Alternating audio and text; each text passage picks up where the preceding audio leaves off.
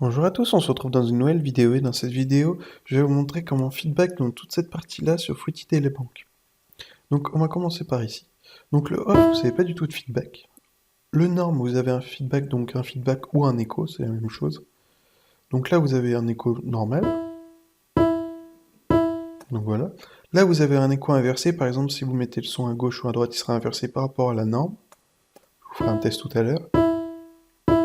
Donc là, vous voyez, il va de gauche à droite, et que là, il va aller de droite à gauche, ce sera un peu plus à droite. Donc voilà.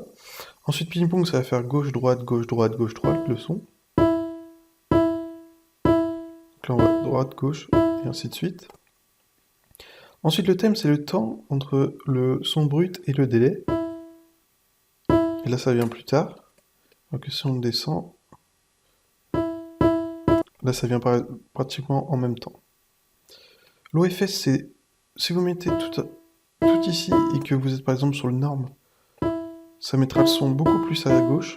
Enfin, ça commence à gauche et après ça va faire boum, boum, boum. Et si vous le mettez, ça va faire l'inverse. Ça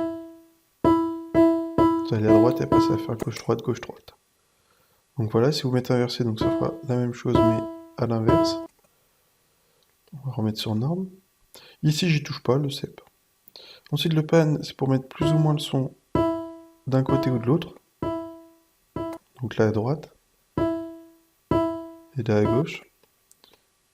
Et le volume, c'est tout simplement le volume du feedback. Si vous le mettez à là, il y aura pratiquement pas du tout de feedback. Si vous le mettez à droite, il y aura beaucoup plus de feedback.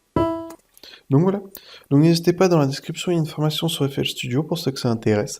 Et au revoir.